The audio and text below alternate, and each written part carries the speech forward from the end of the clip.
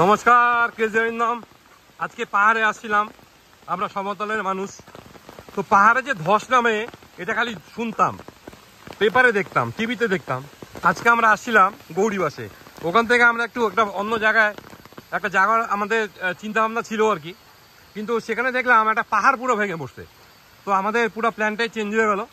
তো আমরা এখন আমাদের গাড়িটা ওই চলছে, ব্যাক গিয়ারে আসছে গাড়িটা আমাদের। আমি হাইটে এনজয় করতেছি আর কি ব্যাপারটাকে।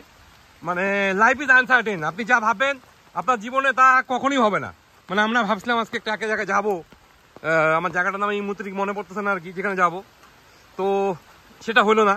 তো যাই হোক, প্রচণ্ড বৃষ্টি হচ্ছে, তার মাঝখানে আমি কিন্তু মানে আমি আমার লাইফটাকে এনজয় করতেছি আর কি। মানে আপনি কখন কোন সিচুয়েশনে পড়বেন আপনি জানেন না, কিন্তু সেখানে আপনাকে মেনে নিতে হবে। আমাদের পুরো ঘোরাটাই আজকে ক্যান্সেল হয়ে গেল। এবং আমি ওই যেখানে ধসটা নামছে এখানে গেছিলাম, মানে অলরেডি একটা ভিডিও আমি পোস্ট করবো আর কি।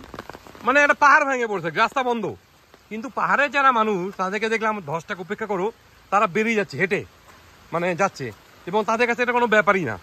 তো লাইফ কিন্তু সবসময় কিন্তু আনপ্রেডিক্টেবল, কিন্তু আমরা কিন্তু ভাবি না। আমরা ভাবি কি জীবনে আমাদের সব কিছু মনের মতো হবে, তো মনের মতো কখনই হয় না।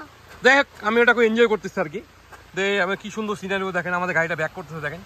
হ্যাঁ, আমাদের সঙ্গে যারা আছে আর কি তারা কিন্তু অনেকেই মানে একটু টেনশন নিচ্ছে, না আমি কিন্তু কোনো টেনশন নিচ্ছি না। হয়ে যায়, জিন্দগি এইসেই হয়। জিন্দগি সব সময় একটা ইসিজি গ্যাপের মতো, up and down, up and down. যদি আমার ভিডিওটা ভালো লাগে তাহলে আপনারা শেয়ার করবেন। নমস্কার।